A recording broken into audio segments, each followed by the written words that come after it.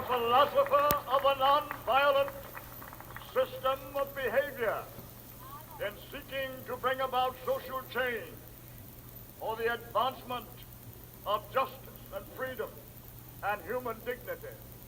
I have the pleasure to present to you Dr. Martin Luther King, Jr.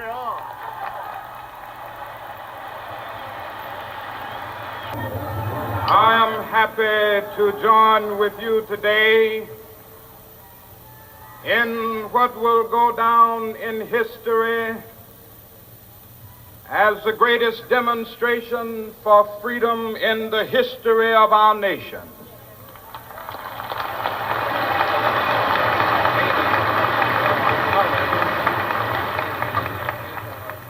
Five score years ago, a great American in whose symbolic shadow we stand today signed the Emancipation Proclamation. This momentous decree came as a great beacon light of hope to millions of Negro slaves who had been seared in the flames of withering injustice. It came as a joyous daybreak to end the long night of their captivity. But 100 years later, the Negro still is not free. 100 years later, the life of the Negro is still sadly crippled by the manacles of segregation and the chains of discrimination. 100 years later, the Negro lives on a lonely island of poverty in the midst of a vast ocean of material prosperity. 100 years later,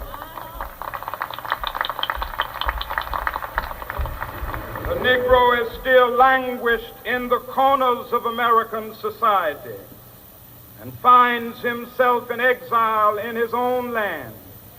And so we've come here today to dramatize a shameful condition. In a sense, we've come to our nation's capital to cash a check. When the architects of our republic wrote the magnificent words of the Constitution and the Declaration of Independence, they were signing a promissory note to which every American was to fall heir. This note was a promise that all men, yes, black men as well as white men, would be guaranteed the unalienable rights of life, liberty, and the pursuit of happiness. Now is the time to make real the promises of democracy. Now is the time to rise from the dark and desolate valley of segregation to the sunlit path of racial justice. Now is the time.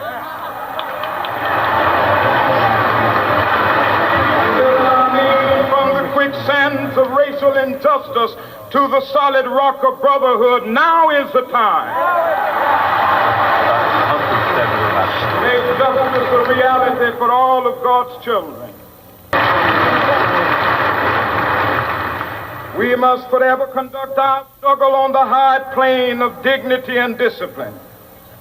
We must not allow our creative protest to degenerate into physical violence. Again and again, we must rise to the majestic heights of meeting physical force with soul force.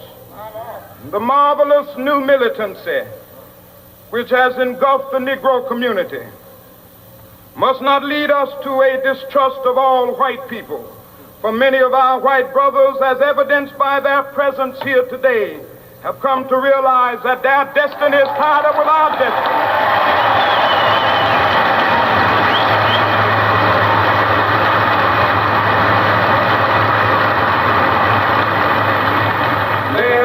To realize that their freedom is inextricably bound to our freedom. There are those who are asking the devotees of civil rights, when will you be satisfied? We can never be satisfied as long as the Negro is the victim of the unspeakable horrors of police brutality. We can never be satisfied. No, we are not satisfied, and we will not be satisfied until justice rolls down like waters and righteousness like a mighty stream. So even though we face the difficulties of today and tomorrow, I still have a dream. It is a dream deeply rooted in the American dream. I have a dream that one day this nation will rise up and live out the true meaning of its creed. We hold these truths to be self-evident, that all men are created equal. Because I have a dream. My poor little children will one day live in a nation where they will not be judged by the color of their skin, but by the content of their character. I have a dream today. This will be the day when all of God's children will be able to sing with new meaning, "My country, tears of thee. Sweet land of liberty, of thee I sing. Land where my fathers died, land of the pilgrim's pride. From every mountainside, let freedom ring." And if America is to be a great nation, this must become true. And so let freedom ring from the prodigious hilltops of New Hampshire. Let freedom ring from the mighty mountains of New York. Let freedom ring from the heightening Alleghenies of Pennsylvania. Let freedom ring from the snow-capped Rockies of Colorado. Let freedom ring from the curvaceous slopes of California. But not only that, let freedom ring from Stone Mountain of Georgia. Let freedom ring from Lookout Mountain of Tennessee. Let freedom ring from every hill and molehill of Mississippi, from every mountainside. Let freedom ring, and when this happens,